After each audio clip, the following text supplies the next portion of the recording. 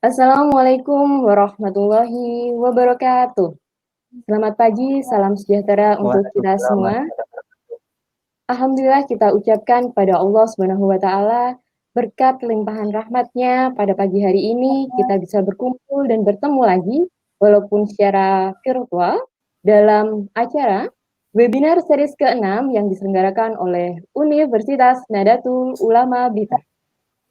Sebelumnya, izinkan saya berterima kasih kepada seluruh panitia yang menyelenggarakan kegiatan webinar ini dan telah memberikan kewenangan kepada saya, Yuanita Amalia Haryanto, untuk memandu kegiatan webinar pada pagi hari ini.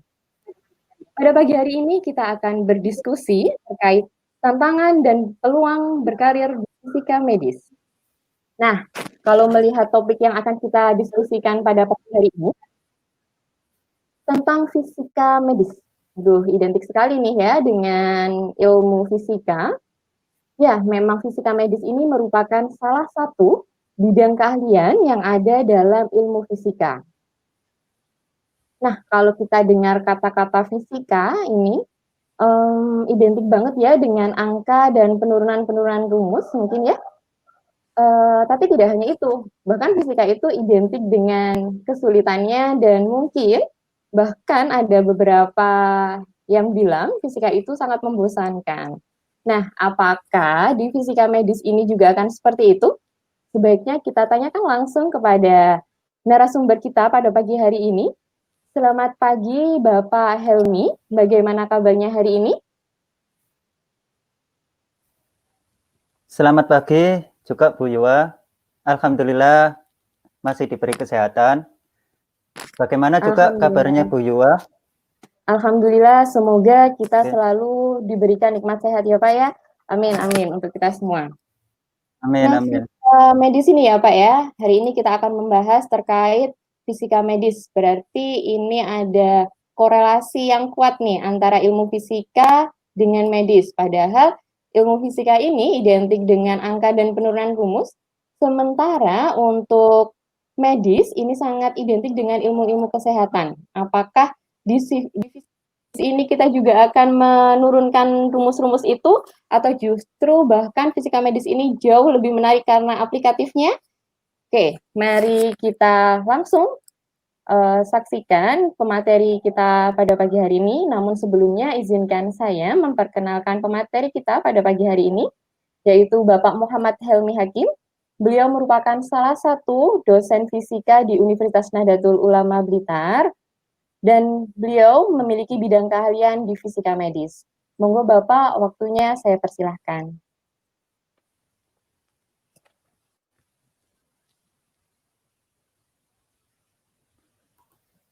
Oke, baik. Assalamualaikum warahmatullahi wabarakatuh. Alhamdulillahirabbil alamin. Wassalatu wassalamu ala asrofil anbiya'i wal mursalin. Sayyidina Muhammadin wa ala alihi wa sahbihi ajma'in amma ba'du. Yang terhormat Rektor Universitas Nahdlatul Ulama Blitar, Profesor Dr. Haji Muhammad Zainuddin MPD, beserta seluruh sivitas akademika Universitas Nahdlatul Ulama Blitar. Yang terhormat Kepala Pusat TIK Universitas Nahdlatul Ulama Blitar, Bapak Fauzan. Terima kasih telah memfasilitasi dalam kegiatan acara webinar pada pagi hari ini. Serta kepada seluruh audiens yang telah meluangkan waktu untuk mengikuti webinar pada pagi hari ini. Baik, untuk webinar pada pagi hari ini kita mengambil topik terkait dengan tantangan dan peluang berkarir di fisika medis. Langsung saja untuk menyingkat waktu. Oke, namun sebelumnya izinkan saya terlebih dahulu untuk memperkenalkan diri. Saya dosen tetap di Prodi Fisika UNU Blitar sejak tahun 2017 hingga sekarang. Riwayat pendidikan saya S1 Fisika UIN Maulana Malik Ibrahim Malang dengan peminatan biofisika. Untuk S2 saya mengambil ilmu fisika di Universitas Brawijaya Malang dengan mengambil peminatan fisika medis. Sedangkan untuk bidang riset yang telah saya jalani, yaitu yang pertama pengukuran spektrum neutron di LINAC, yaitu Linear Accelerator, adalah sebuah alat teleterapi untuk pengobatan kanker menggunakan sinar X atau partikel, di mana LINAC ketika dioperasikan dengan energi di atas 10 megavolt, dia bisa mengeluarkan neutron. Dan neutron ini memiliki dampak radiasi 20 kali lebih berbahaya daripada foton. Dan waktu itu saya mengukur spektrum keluaran neutron dari alat LINAC tersebut. Kemudian saya juga pernah melakukan penelitian terkait dengan energi terbarukan, yaitu pembuatan bahan bakar padat dari sekam padi dengan cangkang mente, yaitu untuk mencari nilai laju pembakaran dan nilai kalor yang terbaik. Kemudian pada saat ini saya sedang melakukan penelitian, yaitu program dari pemerintah, hibah penelitian dari pemerintah, melalui program PDP, yaitu terkait dengan pemanfaatan gelombang inframerah untuk pengawetan susu. Yang mana kita tahu bahwasanya susu itu merupakan media yang paling baik bagi bakteri, baik itu bakteri pembusuk maupun bakteri patogen. Oke, itu sekilas terkait dengan perkenalan saya. Selanjutnya, sebelum masuk ke materi, intinya overview dulu terkait dengan apa itu fisika, dalam hal ini fisika murni. Di dalam fisika murni, selain peminatan fisika medis, itu juga ada beberapa peminatan lainnya seperti geofisika, elektronika dan instrumentasi, fisika teori, hingga fisika material. Untuk peluang lulusan fisika secara global, secara umum, terkait dengan peminatan geofisika, itu bisa ke BMKG, industri geotermal, industri minyak dan tambang, dan juga bisa ke LAPAN. Sedangkan untuk lulusan fisika dengan peminatan ELINS atau elektronika dan instrumentasi, bisa ke industri elektronika, PLN, industri IT, atau bisa menjadi seorang programmer atau software developer. Sedangkan untuk fisika teori, peluang kerjanya bisa menjadi seorang pengajar seperti dosen, bisa menjadi seorang peneliti, atau bisa bekerja di bank sebagai audit internal atau analisis statistik. Nah, sedangkan untuk peminatan fisika material, nah ini bidangnya Bu Yuwa. Betul begitu, Bu? Iya, Bapak, benar sekali. Oke, untuk fisika material, peluang prospek kerjanya bisa di industri sebagai R&D, QC, atau bisa juga ke lembaga riset, diantaranya LIPI, BPPT, yang mana riset-riset terkini, terupdate dari fisika material yang saya tahu terkait dengan nanopartikel, superkonduktor, superkapasitor, dan teknologi plasma. Nah, itu tadi secara global, secara umum untuk fisika murni. Nah, selanjutnya terkait dengan peminatan fisika medis. Sebelum jauh kita bahas terkait dengan fisikawan medik, alangkah lebih baiknya kita mengenal siapa sih fisikawan medis itu. Nah, ini saya teringat dengan pengalaman saya waktu baru lulus SMA dulu, ketika saya mencari beberapa informasi terkait dengan pendidikan tinggi. Waktu itu saya mendapatkan informasi bahwa di fisika itu ada peminatan fisika medis.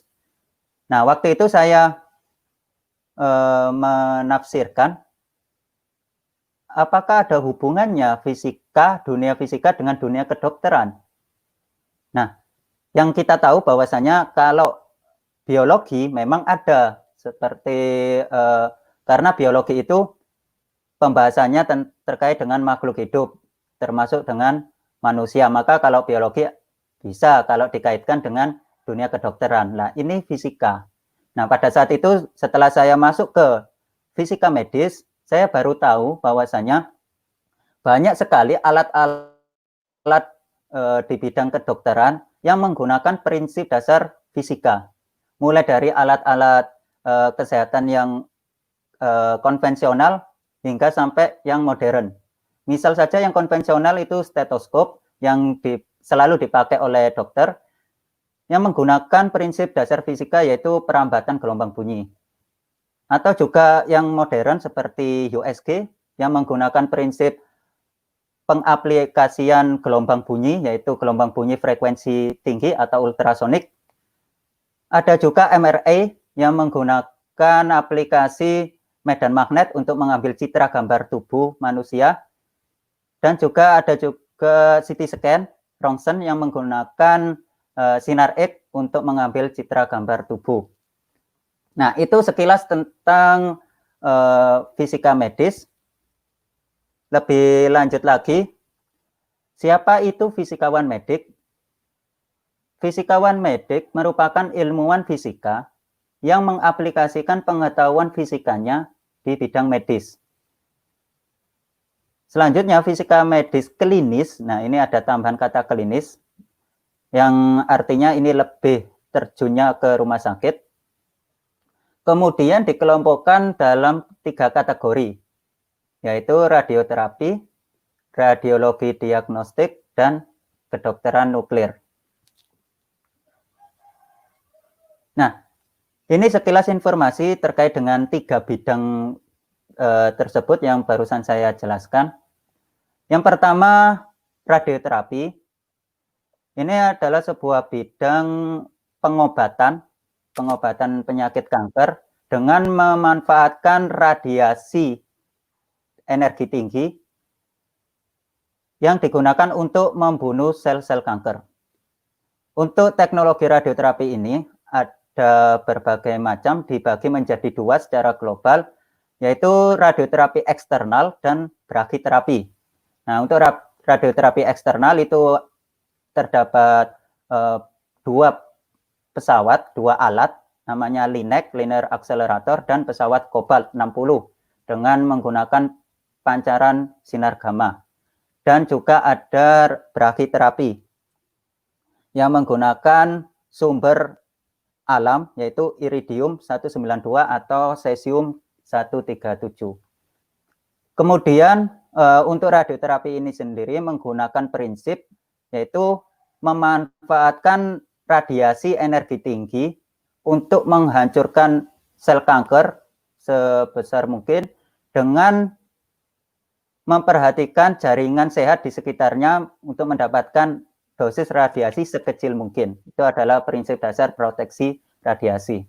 Sedangkan di radiologi, yaitu dengan memanfaatkan radiasi dosis rendah dengan mendapatkan citra gambar sebagus mungkin.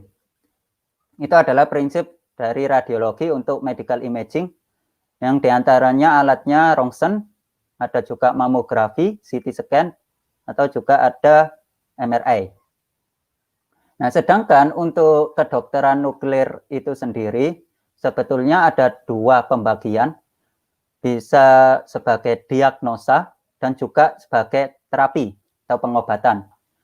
Nah, kalau di diagnosa kita tahu ada nama alat itu PET scan, positron emission tomography scanning, yang memanfaatkan metabolisme tubuh untuk mengambil citra gambar kondisi dalam tubuh terkait keberadaan sel kanker.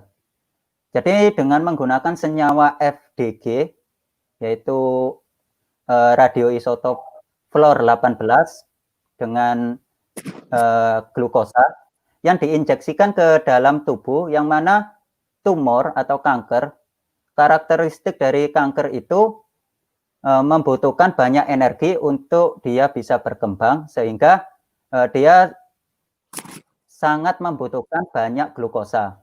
Nah, sehingga ketika FDG ini diinjeksikan ke dalam tubuh, maka dia akan terakumulasi di mana sel kanker itu berada.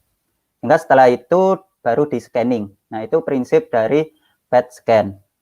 Kemudian untuk kedokteran nuklir yang diterapi, yang digunakan untuk pengobatan, ada terapi iodium dengan radioisotop I131 yang digunakan untuk terapi kelenjar tiroid. Ya. Oke, ini ada berita, tentunya ini berita yang tidak mengembirakan ya, yaitu pada tahun 2018 Indonesia pernah berada di peringkat ke-8 dari negara-negara dengan jumlah penderita kanker terbanyak di Asia Tenggara. Pada tingkat Asia, Indonesia waktu itu berada pada urutan ke-23. Nah, ini ada grafik yang menunjukkan berbagai kasus kanker di Indonesia pada tahun 2018 dan juga grafik yang di atasnya ini kasus kematian akibat kanker di Indonesia pada tahun 2018. Nah, kita bisa melihat pada saat itu kasus kanker terbanyak yaitu dari jenis kanker payudara, kemudian disusul dengan kanker serviks, paru-paru, dan seterusnya. Sedangkan kematian akibat kasus kanker, jenis kanker yang paling banyak itu adalah kanker paru-paru. Kemudian jenis kematian akibat kanker yang kedua, kanker payudara, kanker serviks, dan seterusnya. Nah, coba kita lihat untuk kasus kanker payudara. Nah, ketika ini saya tarik ke bawah, pada tahun 2018, jumlah kasus kanker payudara berkisar di angka 60.000 kasus. Nah, kita coba lihat juga di kasus kematian dengan jenis kanker yang sama, kanker payudara.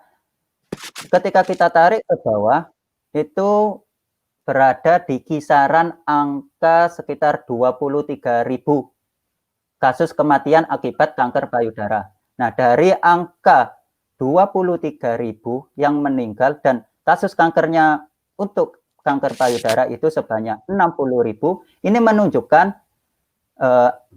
hampir sebagian kasus kanker untuk jenis kanker payudara, kasusnya itu berakhir dengan kematian.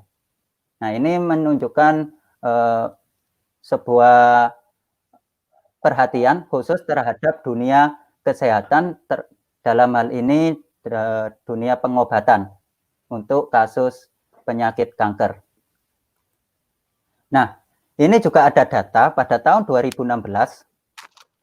Pada tahun 2016 di data dunia menunjukkan kanker itu sendiri pernah menduduki peringkat kedua penyebab kematian secara umum. Jadi ini secara umum tidak hanya diakibatkan oleh penyakit, tapi di sini juga ada kecelakaan dan lain sebagainya. Nah, kanker itu sendiri pada tahun 2016 itu pernah menduduki peringkat kedua penyebab kematian tertinggi di dunia. Oke, nah untuk selanjutnya, untuk pengobatan kanker itu sendiri, saat ini ada beberapa jenis pengobatan, diantaranya pembedahan atau operasi, yaitu langsung melakukan pengangkatan sel-sel kanker atau tumor melalui teknik pembedahan. Yang kedua, jenis pengobatan kanker yaitu menggunakan kemoterapi, yakni pengobatan kanker dengan menggunakan obat-obatan secara kimia dengan dosis yang tinggi. Kemudian pengobatan kanker yang ketiga itu ada radioterapi, yaitu pengobatan kanker dengan memanfaatkan radiasi dosis tinggi untuk menghancurkan sel-sel kanker. Yang terakhir ada jenis pengobatan yaitu imunoterapi untuk pengobatan kanker, yakni pengobatan dengan memanfaatkan imunitas tubuh dalam menghancurkan sel-sel kanker. Oke, lebih dalam lagi terkait dengan radioterapi. Ini tadi sudah saya jelaskan di awal ya secara sekilas bahwasanya radioterapi itu dibagi menjadi dua, radiasi eksternal dan brakhiterapi. Kalau radiasi eksternal itu nanti ada beberapa ya, ada 3 sumber yang digunakan, dibedakan berdasarkan sumber yang digunakan, ada foton, elektron, dan juga proton. Nah, kalau di foton, nama alatnya itu pesawat Cobalt 60 ya, yang menggunakan radiasi sinar gamma yang dipancarkan dari sumber alam Cobalt 60, atau juga bisa LINAC, karena LINAC ini, Linear Accelerator ini, mempunyai 2 kemampuan sumber yang dikeluarkan, yaitu sinar X dan elektron. Jadi bisa dalam bentuk foton dan juga bisa dalam bentuk partikel, dalam hal ini elektron. Atau juga jenis radiasi eksternal ya, menggunakan sumber radiasi proton. Sedangkan untuk brachyterapi seperti yang di awal saya jelaskan, dia menggunakan sumber radiasi alam, yaitu iridium 192 atau cesium 137. Oke, untuk LINAC sendiri ya, Linear Accelerator, telah mengalami beberapa perkembangan dari tahun ke tahun, yang diawali dengan teknik 2 dimensi, teknologi 2 dimensi, kemudian berkembang lagi menjadi teknologi 3 dimensi konformal, kemudian berkembang lagi sekitar tahun 1990, berkembang teknologi IMRT atau singkatan dari Intensity Modulated Radiation Therapy. Kemudian berkembang lagi pada tahun 2000, sekitar tahun 2000, teknologi IGRT, yaitu Image Guided Radiation Therapy. Kemudian yang terbaru, teknologi terbaru yaitu SBRT ya, yaitu singkatan dari Stereotactic Body Radiation Therapy, yaitu teknologi yang mengarahkan dosis radiasi dengan intens dan dosis yang lebih besar dari yang sebelumnya. Dan juga di stereotactic ini membutuhkan waktu yang singkat. Jadi ini sangat berguna sekali untuk membantu dalam pengobatan penyakit kanker. Nah, kemudian dalam radioterapi itu sendiri, peran fisika yaitu melakukan kegiatan di TPS ya, Treatment Planning System, yang diantaranya melakukan contouring. Contouring ini melakukan pembatasan volume kanker dan juga mengkontur volume jaringan organ yang beresiko tinggi, seperti sumsum tulang belakang dan lain sebagainya. Setelah itu juga peran fisika melakukan planning, yaitu menentukan arah penyinaran, ya, arah penyinaran dengan mempertimbangkan keberadaan jaringan sehat di sekitar lokasi penyakit kanker tersebut. Nah, ini salah satu peran fisika di radioterapi. Nah, ini bentuk hasil treatment radioterapi, yaitu pada pasien kanker serviks dengan dosis 5000 cm. Ini ditunjukkan perbedaan antara sebelum dan sesudah. Oke, ya, ini yang sebelum. Jadi yang sebelum volume kankernya seperti ini, dan setelah dilakukan treatment, volume kankernya mulai mengecil. Ya, memang parameter untuk keberhasilan salah satunya itu dilihat dari ukuran volume kanker dari penyakit kanker itu sendiri. Kemudian untuk jalur karir seorang fisikawan medis, ya, itu terbagi menjadi 2, yaitu klinis dan non klinis. Nah, yang di klinis seorang fisikawan medis itu bisa bekerja di bidang radioterapi, juga bisa bekerja di radiologi, atau juga bisa ditempatkan di kedokteran nuklir. Yang mana profesi fisika medis klinis ini merupakan suatu profesi yang telah diakui keberadaannya di Indonesia. Ini nanti saya tunjukkan legalitasnya. Kemudian untuk yang non klinis, Untuk yang non klinis itu peluang fisika, peluang karir fisika bisa menjadi seorang akademisi atau tenaga pengajar seperti dosen. Selain itu juga bisa peluang kerjanya di industri sebagai R&D atau quality control atau QC, atau bisa menjadi seorang elektromedis yang biasanya bekerja di perusahaan-perusahaan yang menyalurkan atau mendistribusikan alat-alat kedokteran, yang nanti biasanya itu pekerjaannya kalibrasi, install alat baru, atau troubleshooting. Kemudian bisa juga di bagian K3LH. K3LH ini keselamatan, kesehatan, kerja, dan lingkungan hidup. Nah, ini pengalaman saya waktu praktek kerja lapangan dulu, pernah ditempatkan di K3LH. Waktu itu saya melakukan praktek kerja lapangan di salah satu pembangkit listrik. Nah, ketika itu saya dilihat background. Nah, karena saya background pendidikan saya dari fisika medis, maka saya ditempatkan di K3LH. Yang waktu itu saya menganalisis di bagian pengolahan limbah dalam bentuk gas. Jadi saya waktu itu di bagian alat namanya itu EM, elektrostatik precipitator, yaitu alat untuk filter partikel gas yang sebelum dibuang ke lingkungan. Kemudian peluang fisika medis juga bisa di lembaga riset, diantaranya Batan, LIPI, BPPT. Sebagai seorang peneliti, yang mana riset-riset terkini untuk fisika medis, yaitu radiobiologi, ada juga topik tentang teknologi proteksi radiasi, atau low dose imaging. Untuk low dose imaging ini memang sampai sekarang masih dikembangkan, bagaimana caranya memanfaatkan dosis rendah untuk menghasilkan citra gambar sebagus mungkin. Kemudian jalur karir fisika medis peluangnya juga bisa di lembaga pengawasan seperti Bapeten. Ini kemarin untuk CPNS, formasi CPNS terakhir tahun 2019 ya.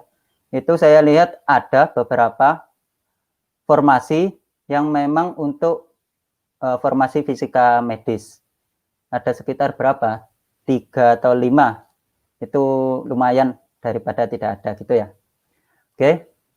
Selanjutnya, nah ini legalisasi profesi fisika medis seperti yang saya singgung di awal, bahwa sejak tahun 2007 profesi fisikawan medis secara resmi telah diakui oleh pemerintah sebagai tenaga kesehatan berdasarkan SK Menteri Kesehatan pada tahun 2007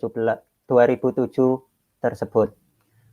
Kemudian di sampingnya 1 tahun kemudian muncul juga peraturan dari Menteri PAN, Pendayagunaan Aparatur Negara, untuk pembinaan karir bagi fisikawan medis yang bekerja di sektor pemerintah. Telah ditetapkan jabatan fungsional sebagai pegawai negeri sipil atau PNS melalui Permen PAN pada tahun 2008 tersebut. Kemudian untuk kebutuhan fisikawan medis klinis di Indonesia, ini berdasarkan data dari Direktorat Perizinan Bapeten, kebutuhan fisikawan medis klinis saat ini dan yang akan datang, diantaranya untuk Jawa dan Bali membutuhkan sekitar 1.100 orang, daerah Sumatera membutuhkan sekitar 200 orang, wilayah timur yang terdiri dari Sulawesi, Kalimantan, Papua membutuhkan sebanyak 200 orang. Sedangkan data fisikawan medis klinis yang ada per November 2019 sejumlah 286 orang yang terbagi menjadi fisikawan medik radioterapi sebanyak 110 orang, fisikawan medik radiologi sebanyak 162 orang, fisikawan medik kedokteran nuklir sebanyak 14 orang. Nah, dari data ini menunjukkan sebuah tantangan bagi dunia kesehatan Indonesia untuk memenuhi kebutuhan fisikawan medis klinis. Sedangkan di balik tantangan tersebut, terdapat sebuah peluang besar bagi kita seorang fisikawan medis untuk bisa masuk di sana. Ya, mengingat kebutuhannya yang sangat banyak dan ketersediaan per November 2019 sebanyak 286.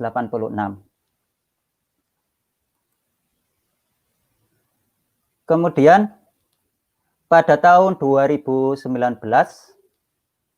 keluar peraturan Menteri Kesehatan terkait dengan klasifikasi dan perizinan rumah sakit, bahwa beberapa rumah sakit dari tipe A, B, C, hingga D berdasarkan peraturan Menteri Kesehatan ini, untuk rumah sakit dengan tipe A paling tidak harus ada seorang fisikawan medis.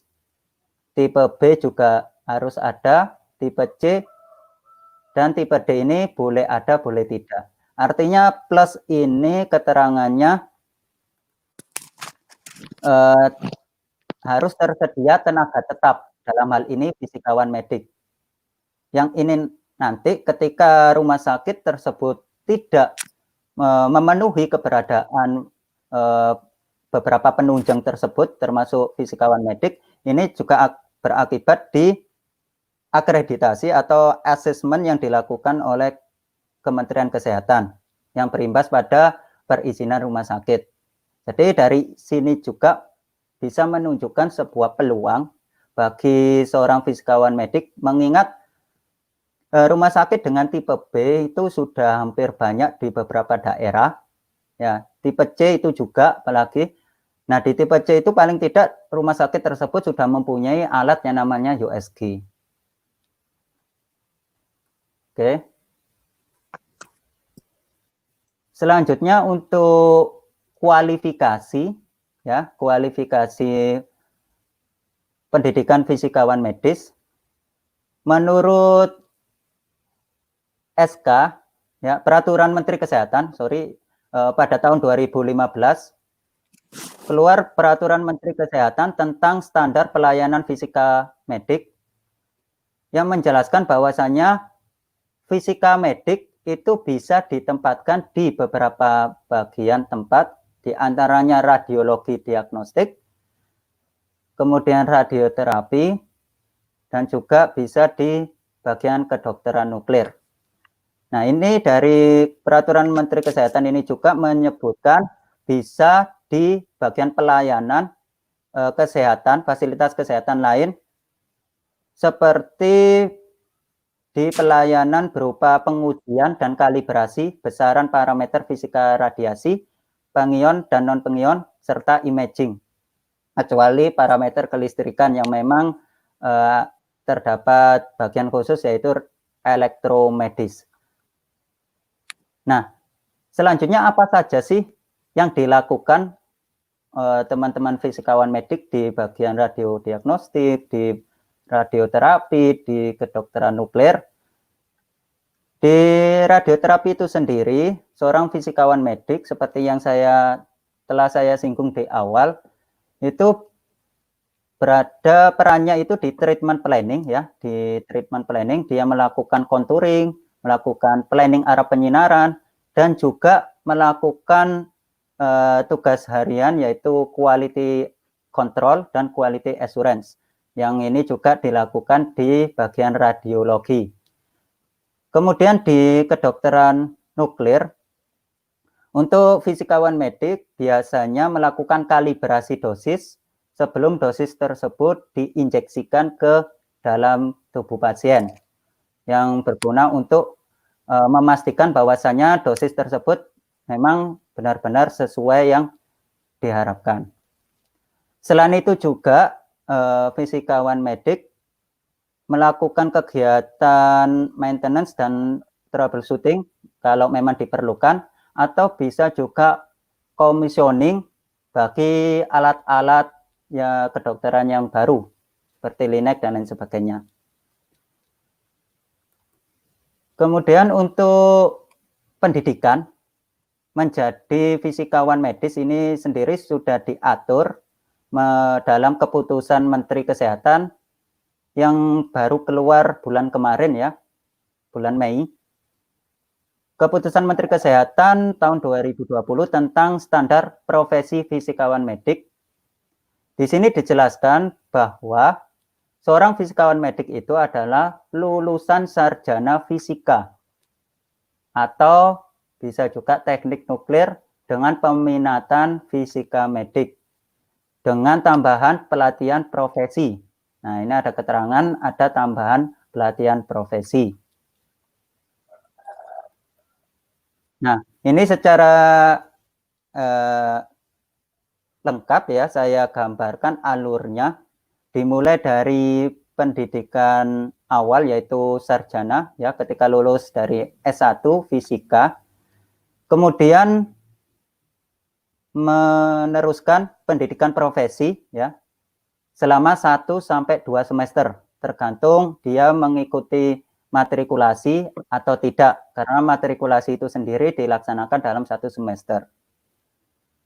Oke, kemudian setelah melakukan pendidikan profesi, mendapatkan surat rekomendasi untuk mengurus yang namanya STR.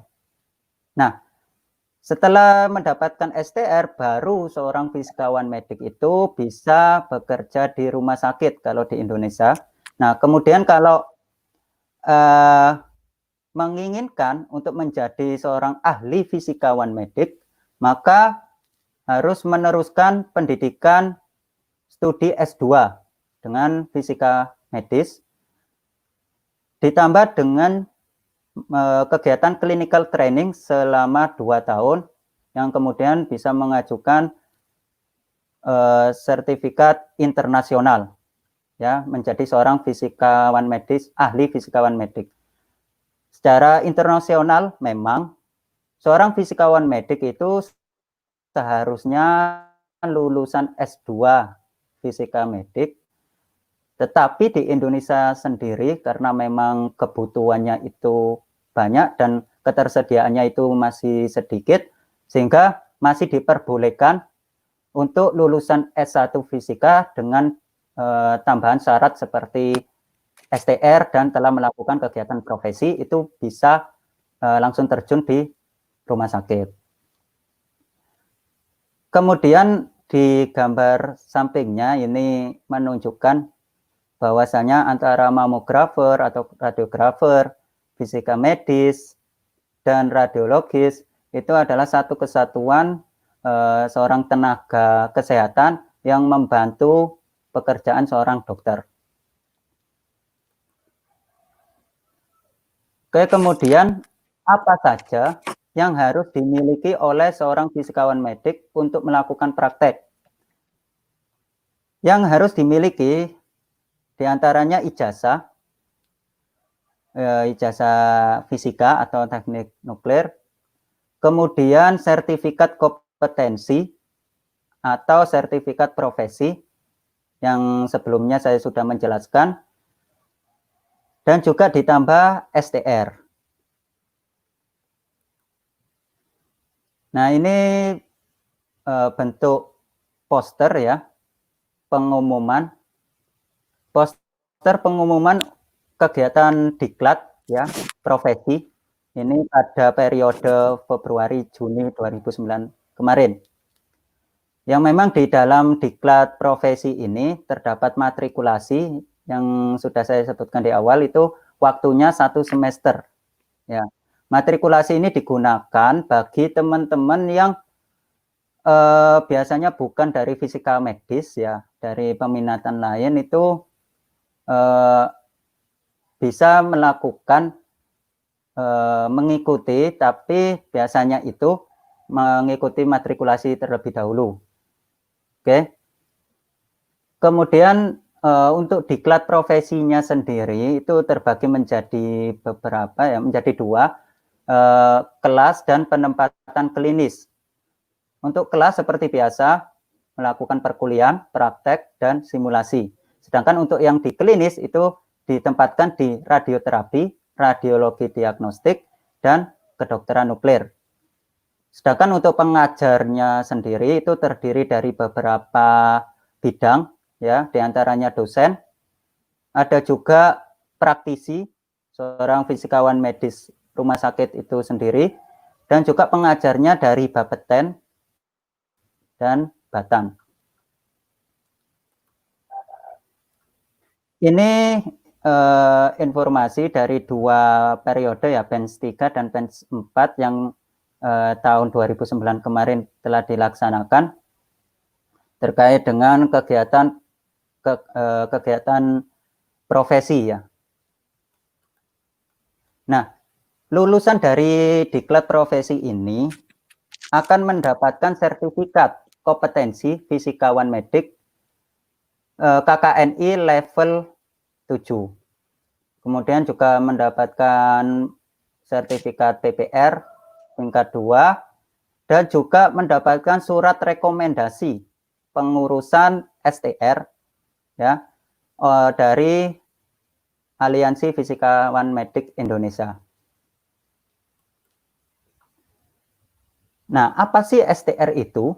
STR itu merupakan surat tanda registrasi, yaitu sebuah bukti tertulis yang diberikan oleh Menteri Kesehatan ya kepada tenaga kesehatan yang telah diregistrasi sesuai dengan dasar hukum Undang-Undang RI Nomor 36 Tahun 2014 tentang tenaga kesehatan dan juga Permenkes Nomor 46 Tahun 2013 tentang registrasi tenaga kesehatan.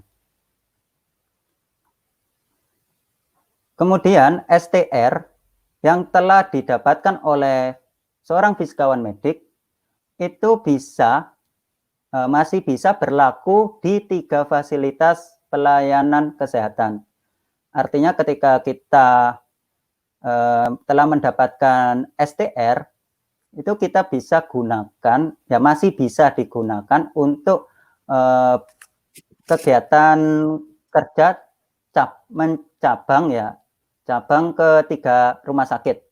Nah ini karena kondisi yang memang kebutuhannya itu banyak dan ketersediaannya itu masih sedikit, jadi masih memungkinkan untuk saat ini melakukan kegiatan di 3 fasilitas pelayanan kesehatan sekaligus. Kemudian untuk persyaratan pengajuan STR, fisikawan medik, diantaranya ijazah, sertifikat kompetensi atau sertifikat profesi, surat keterangan sehat fisik dan mental, sumpah atau janji profesi, ya memang sama persis dengan dokter ya, karena fisikawan medik itu sendiri sudah dianggap sebagai seorang tenaga medis, jadi perlu dilakukan sumpah dan juga janji profesi, seperti layaknya dokter. Kemudian foto 4x6 latar belakang merah dan juga KTP. Nah, ini contoh bentuk dari sertifikat profesi ya, yang ketika telah menjalani selama 1 sampai 2 semester, kemudian mendapatkan sertifikat ini dan juga surat rekomendasi untuk mengurus STR. Dan ini contoh bentuk dari STR, surat tanda registrasi. Oke, sekian dari saya, namun sebelumnya saya ada quote ya, kata-kata indah. Jangan jadikan pola pikir kita seperti pola pikir fisika klasik, yaitu materialistik. Artinya segala sesuatu dapat dihitung. Namun kenyataannya tidak semua bisa dihitung dengan angka matematis. Jadikanlah pola pikir kita seperti pola pikir teori kuantum, yaitu probabilistik, yang artinya kemungkinan keberhasilan itu pasti ada meskipun itu kecil. Atau juga pola pikir menurut teori relativitas, yaitu tergantung kerangka acuan, yang artinya di mana kita harus mengacu agar memperoleh suatu keberhasilan. Dan dari teori inilah kita bisa belajar arti sebuah mensyukuri keadaan, bahwa sukses itu menurut kita, bukan menurut mereka. Oke, itu saja penjelasan dari saya. Semoga bisa bermanfaat. Kurang lebihnya saya mohon maaf. Akhiran, assalamualaikum warahmatullahi wabarakatuh. Saya kembalikan ke moderator. Waalaikumsalam warahmatullahi wabarakatuh. Alhamdulillah setelah kita mendengar penjelasan dari Bapak Helmi, insya Allah sudah cukup membuka pandangan kita terkait fisika medis dan bagaimana prospek karirnya ke depan. Nah, seperti yang disampaikan oleh Bapak Helmi, bahwasannya kebutuhan fisika medis ya, terutama di klinis, per November 2019 itu sebanyak 1.500. Sementara yang sudah terpenuhi hanya 286. Bukan seperti itu, Pak? Ya, betul. Jadi gini, untuk kebutuhan sendiri ya, kebutuhannya itu sebanyak 1.500. Nah, sedangkan yang tersedia per November 2019 kemarin itu sebanyak 268 fisikawan medis. Artinya itu menjadi sebuah peluang bagi kita untuk bisa masuk ke dalam sana. Gitu. Oke, gitu. Ya, Pak. Ini padahal yang saya tahu itu di fisika medis ya, untuk kampus yang ada di Indonesia ini tidak semuanya ya membuka jurusan fisika, utamanya tidak semua kampus yang membuka jurusan fisika itu juga membuka bidang peminatan fisika medis seperti itu ya. Jadi prospek kerjanya ini sangat terbuka lebar gitu ya, Pak ya. Oke. Nah, ya betul sekali. Kita masuk pada sesi pertanyaan gitu ya.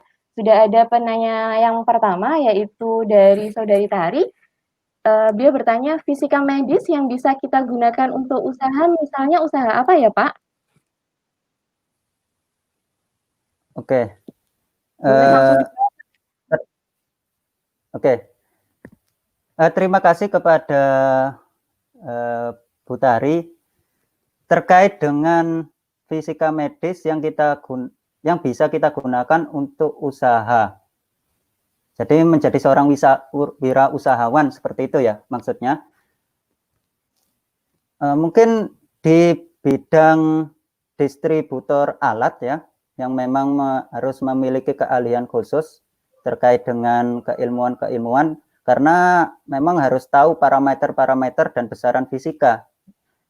Itu bisa menjadi seorang distributor alat medis ya. Itu kalau di wirausaha. Jadi wirausaha di bidang bisnis alat-alat kedokteran maupun juga laboratorium pengujian.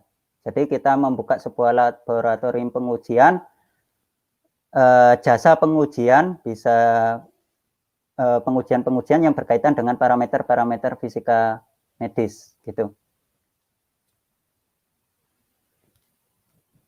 Gitu, Bu Yua. Oke, kita lanjut. Masih ada pertanyaan lagi nih, Pak. Nih, dari Saudari Nurul Mualimah. Apakah prodi fisika di UNU Blitar hanya khusus untuk fisika medis saja, atau ada bidang-bidang yang lain? Monggo Bapak dijawab. Oke, untuk menjawab dari Saudari Nurul Mualimah, memang saat ini di Universitas Nahdlatul Ulama Blitar memang masih satu peminatan, yaitu fisikawan medik, dengan mempertimbangkan dari beberapa peluang yang ada, peluang prospek kerja ke depan, itu kita membuka fisika medis. Jadi belum ada peminatan yang lain. Tapi dari beberapa dosen yang sudah ada, itu terdiri dari beberapa background peminatan yang lain, yang artinya tidak menutup kemungkinan ke depan juga di fisika UNU Blitar bakal membuka peminatan yang lain selain fisikawan medik. Nah, memang saat ini kita pertimbangannya itu yaitu lebih mempertimbangkan prospek kerja ke depan. Gitu, Bu Yua. Oke, baik Pak. Ini masih dengan saudari Nurul Mualimah. Nih, bertanya, biasanya lulusan S1 hanya dapat ijazah, lalu bagaimana nantinya agar mahasiswa fisika medis mendapatkan sertifikat profesi hingga STR-nya? Monggo Bapak dijawab.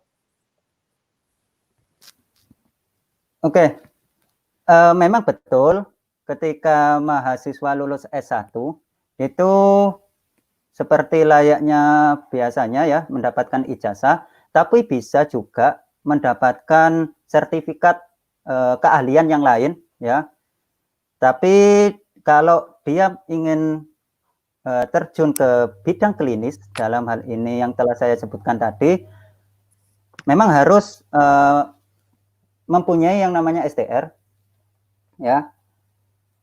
Untuk mendapatkan STR itu ada beberapa tahap yang telah saya jelaskan, di antaranya ketika setelah lulus S1 itu melanjutkan pendidikan profesi ya, pendidikan profesi untuk mendapatkan sertifikat kompetensi yang juga mendapatkan surat rekomendasi untuk pengurusan STR. Gitu. Jadi STR itu sendiri itu sebuah pengajuan ya yang di dalamnya itu ada beberapa syarat. Syaratnya ya ijazah S1, terus juga rekomendasi dari AFISMI ya telah mengikuti profesi yang dia selama 1 sampai 2 semester itu tadi. Gitu. Oke, saya lanjutkan ke pertanyaan selanjutnya ya Pak, dari saudari Alba Maisela. Bertanya tentang apakah sarjana lulusan fisika medis juga bisa memiliki peluang kerja di perbankan? Seperti itu. Jadi gini, seperti pengalaman ya dari beberapa lowongan pekerjaan yang ada dan juga beberapa teman yang sudah masuk ke sana, memang yang diminta secara umum sih untuk kualifikasinya itu fisika, jadi bukan kepeminatan. Jadi memang sangat memungkinkan untuk terjun ke perbankan bagian analisis ya, yang memang sangat memerlukan dari lulusan MIPA biasanya itu. Jadi kita sangat memungkinkan juga bisa terjun ke sana karena memang lowongannya itu bersifat global MIPA gitu. Oke, ya jadi jawabannya itu memang memiliki peluang untuk masuk ke dunia perbankan, tapi bagian analisis biasanya. Oh ya, oke. Untuk pertanyaan selanjutnya dari saudari Ratika Sekar. Jika ingin bergabung ke Fisika Unul Blitar, bagaimana caranya Pak? Sepertinya sudah ada yang tertarik nih Pak. Oke, gampang sekali. Silakan melakukan pendaftaran di pmb.unumblitar.ac.id ya. Dan juga silakan, oke itu yang sudah ada di layar ya. Kalau ingin mencari informasi juga bisa mendapatkan informasi di website kampus ya, Unum Blitar AC.id. Di sana juga sudah lengkap terkait dengan prosedur pendaftaran untuk bisa masuk ke Prodi Fisika Unum Blitar. Gitu. Oh gitu. Oke Pak, ini boleh nggak Pak saya bertanya ini ya? Ini tadi Ya, dari silakan. penjelasan Bapak itu sangat menarik sekali di bidang STR ini. Nah, sebenarnya sulit nggak sih Pak? Kan kita sudah menempuh perkuliahan selama 4 tahun nih. Kemudian ketika kita ingin menjadi fisikawan medik, kita harus melakukan atau mengambil ujian sertifikasi seperti itu kan ya. Nah, itu yaitu adalah STR. Nah, susah nggak sih Pak kalau kita itu mengambil STR atau mungkin ada trik khususnya gitu agar di STR ini kita pasti lulusnya seperti itu. Sebelumnya saya informasikan lagi ya. Memang di STR untuk mendapatkan STR itu langkah sebelumnya itu harus mengikuti diklat ya, pendidikan profesi itu yang selama 1 sampai 2 semester itu. Kalau untuk mendapatkan STR itu sendiri kan cuma pengajuan saja ya, yang mengeluarkan STR itu dari pusat. Nah, di pendidikan profesi ini ya, untuk masuk ke sana itu harus ada tesnya juga, ada tesnya yang menentukan apakah kita nanti memerlukan matrikulasi apa tidak. Itu tadi. Nah, kemudian proses diklatnya sulit apa tidak itu memang tergantung kita ya. Karena materi-materi yang kebanyakan ya, materi yang ada di dalam diklat profesi itu diajarkan, dipelajari di jenjang S1 ya, sebagai dasar seperti radioterapi, proteksi radiasi, anatomi juga itu radiobiologi dan lain sebagainya. Nah, itu menjadi dasar untuk kita mengikuti kegiatan diklat. Karena diklat itu memang selain pendidikan secara umum ya seperti halnya kuliah, tapi juga lebih ditekankan ke praktek secara klinis di 3 bagian, radioterapi, radiologi, dan kedokteran nuklir. Gitu. Jadi untuk sulit atau tidaknya itu tergantung kita bagaimana kita mendapatkan materi selama perkuliahan S1 karena itu menentukan kita. Gitu. Oke. Ini ada pertanyaan lagi nih Pak dari Saudara Ardisan Windy.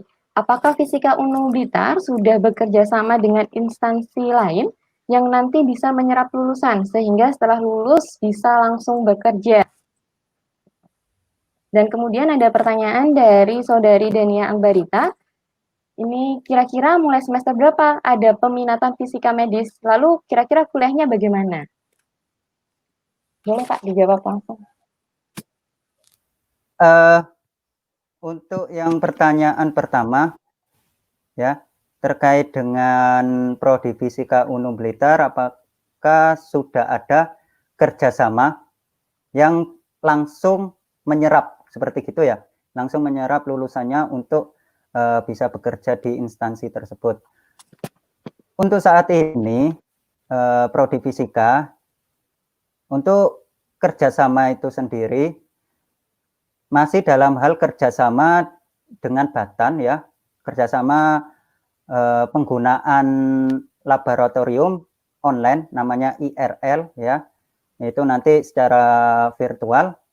Jadi untuk kerjasama lulusan yang terserap di bidangnya seperti rumah sakit itu memang masih belum ada karena rumah sakit untuk menyerap lulusan itu sendiri itu memiliki beberapa kriteria, jadi tidak langsung.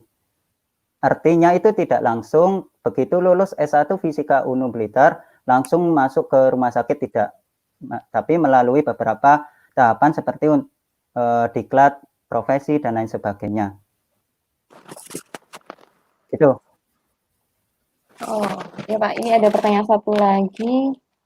Oh, yang untuk pertanyaannya Saudari Dania Ambarita, tolong dijawab dulu Pak. Kira-kira mulai semester berapa ada peminatan fisika, fisika medis, dan lalu kira-kira kuliahnya seperti apa? Peminatan fisika medis itu sendiri langsung secara kurikulum langsung diambil ketika pada saat semester 5 ya. Nah, untuk proses perkuliahannya itu sendiri sama dengan perkuliahan mata kuliah yang lain. Terkait dengan perkuliahannya itu sama memang. Cuma nanti ada beberapa praktikum yang mengharuskan ke rumah sakit. Jadi terkait dengan perkuliahannya itu sama dengan mata kuliah yang lain. Itu secara teori dan secara praktik gitu. Begitu Bu Yuanita. Ya Pak, ini masih ada pertanyaan lagi dari Saudari Makarimanisa. Diklatnya itu dilakukan di mana, Pak? Diklat Nah, untuk STR mungkin? untuk untuk diklatnya itu sendiri sampai bench yang terakhir ya, periode yang terakhir kemarin tahun 2019 itu masih terfokus di Jakarta. Jadi di lembaga pendidikan tingginya itu UI dan instansi rumah sakit untuk praktek klinisnya itu di rumah sakit yang berada di Jakarta seperti halnya RSCM gitu.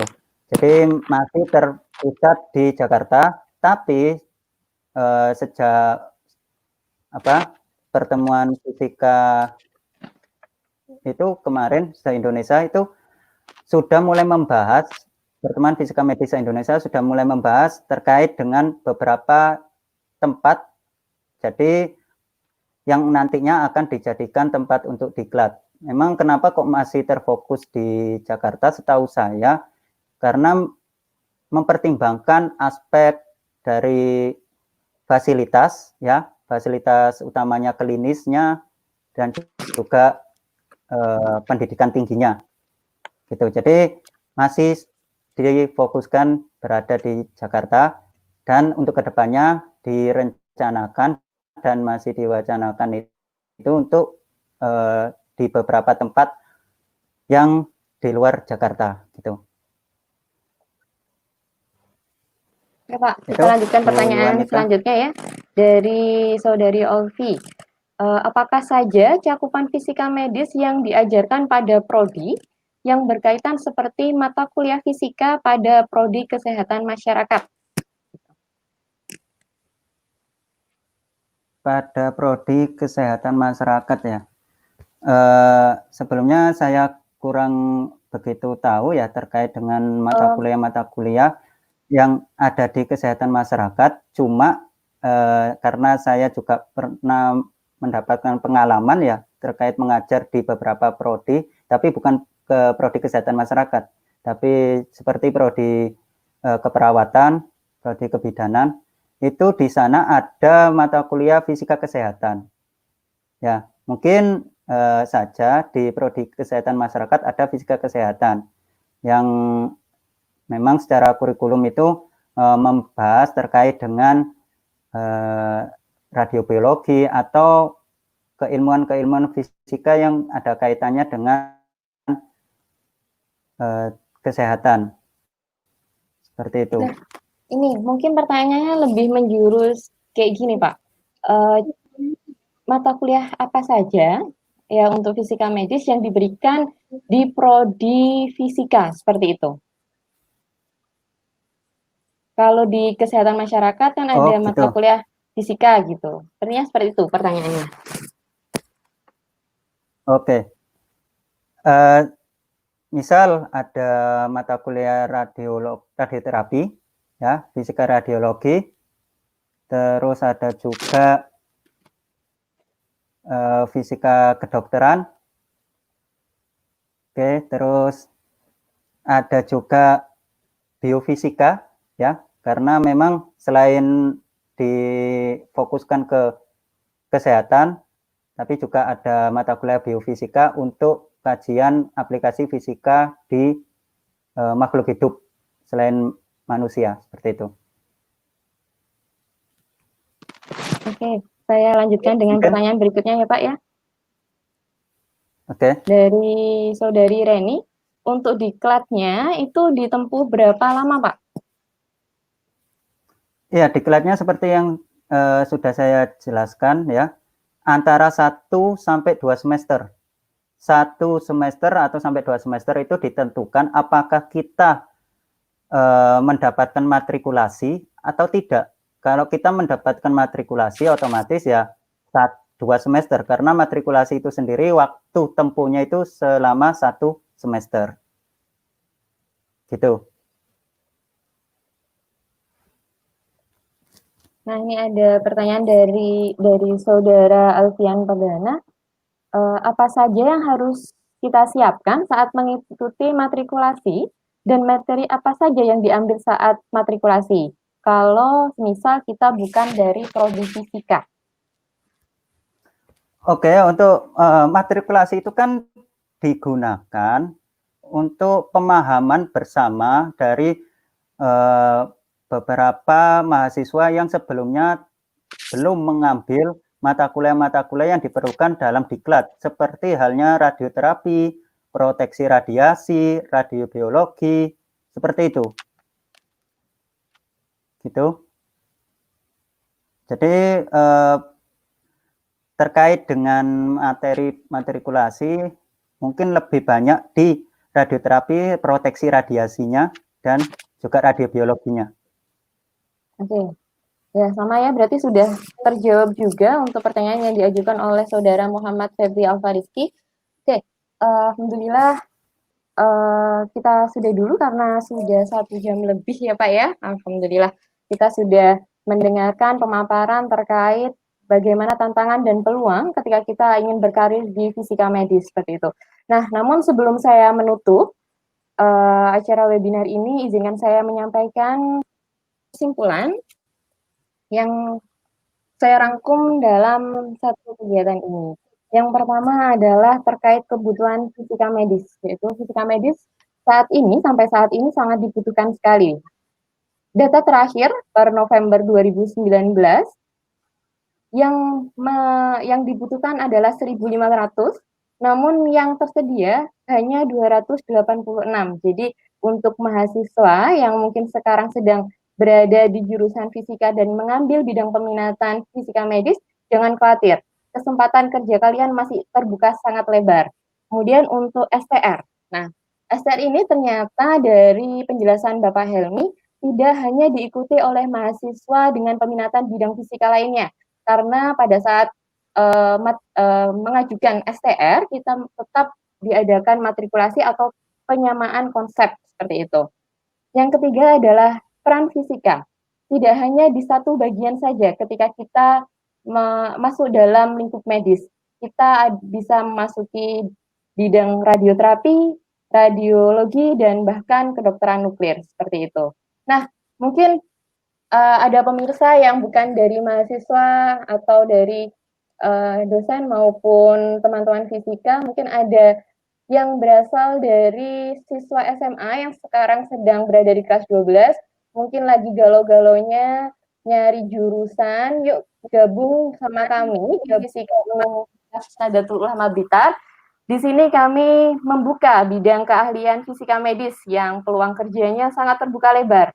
Nah, untuk kalian semua yang ingin mendaftarkan diri kalian di Fisika Universitas Ulama Blitar, silahkan mencari infonya di pmb.unublitar.ac.id. Sekian acara hari ini. Akhirul kalam, wabillahi taufiq wal hidayah. Wassalamualaikum warahmatullahi wabarakatuh. Waalaikumsalam warahmatullahi wabarakatuh.